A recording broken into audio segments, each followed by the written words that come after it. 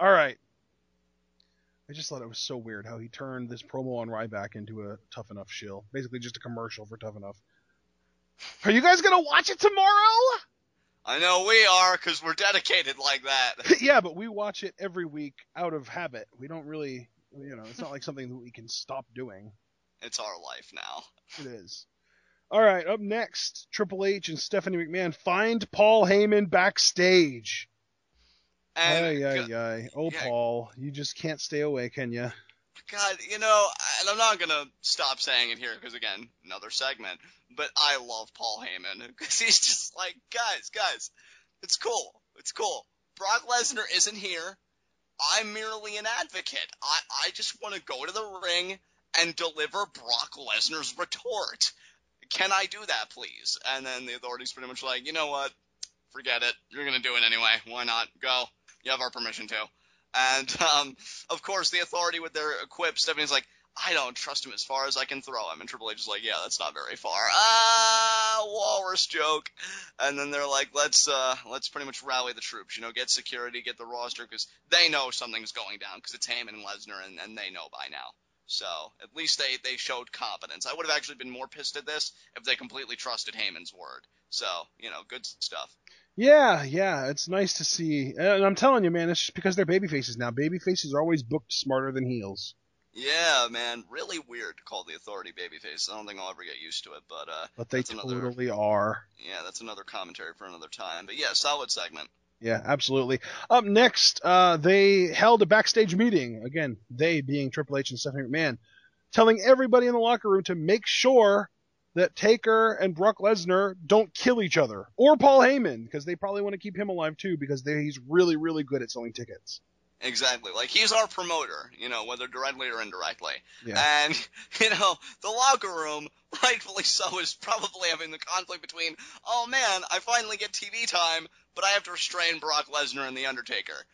I want to live? Well, that's the incorrect answer, apparently, because the Authority even comes out and says, and we're not asking you to, we're telling you to. And then the collective light bulb goes off, and they say, that's right, you guys write the checks, we have no choice in the matter. Yeah.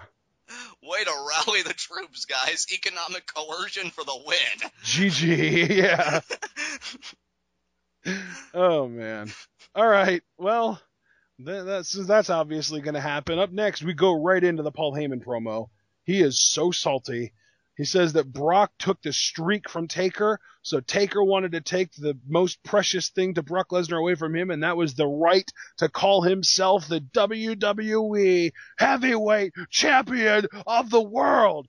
And he continues. He has quite a long-winded promo, but he eventually gets to a point where he says, if you want to make this personal, let's make it personal. And then he goes into that summer of 2014 mode. My client, Brock Lesnar, conquered your streak at WrestleMania. And he says it a good 4 or 5 times. And then he says, you sold your soul to the devil, blah, blah, blah. And then he comes back around to, you can sell your soul to the devil, but your ass belongs to Brock Lesnar. And then the gong hits. But then, preceding the gong, and I'm hoping somebody made a GIF of it or the greatest face Paul Heyman has ever made.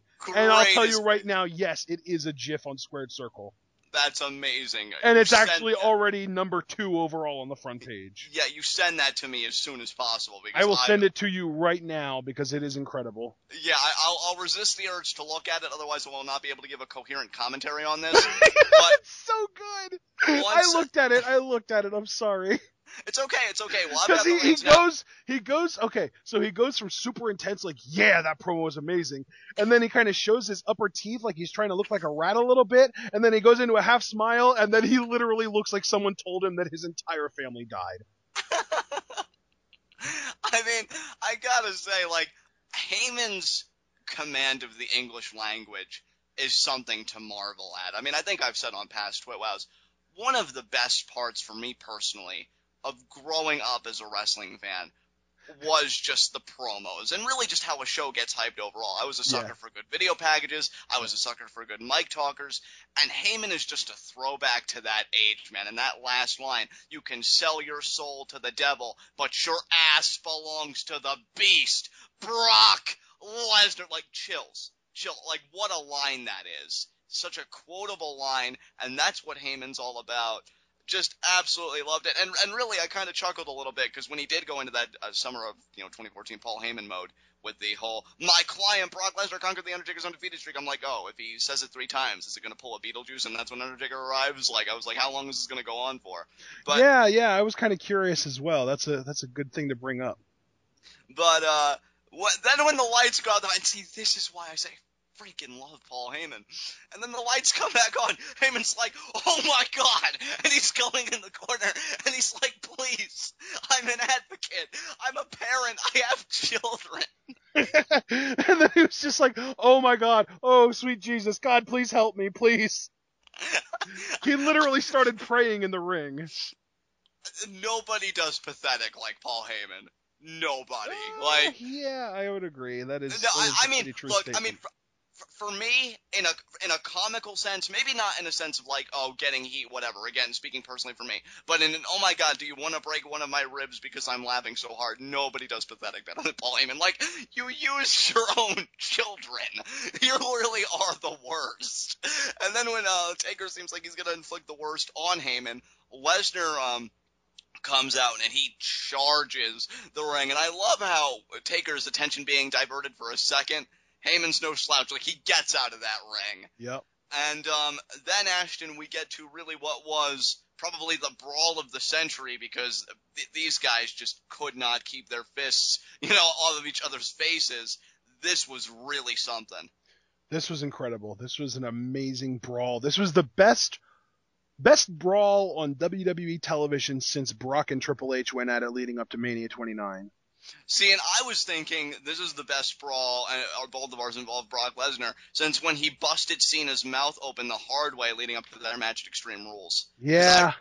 I really enjoyed that because it had the blood and it showed the animality of Brock Lesnar. Yep. But this, you could really feel the personal intensity, the animosity of Taker being, I think, on his last leg. Again, I've appropriately called this run of Undertaker the last ride, if you will. And just wanting to settle the score with Brock Lesnar, really thinking that Brock has a debt that must be paid. And Brock just thinking, well, you screwed me out of my title, so I'm going to take it out on somebody, and why not you?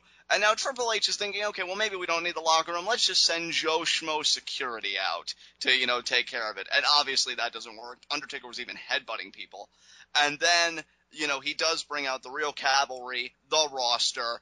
They try and keep Brock Lesnar and Undertaker apart, an endeavor that, to put it succinctly, Ashton, was done in futility. Yeah, it was. They tried. They tried really, really hard. R-Truth was trying the hardest. I felt so bad for him. Yeah, really, R-Truth, towards the end of this whole thing, because this extended, past a commercial break and they went to the backstage area, R-Truth actually kind of served as a mediator towards the tail end of this thing, and I'm like, oh, he may not be a king, but he's a real champion right here breaking this fight up. But yeah, and then Brock Lesnar, ultimately does get restrained again after a really well done brawling segment. I can't emphasize that enough. I'll probably go back and watch it in a few days, and because I just thought it was done so well.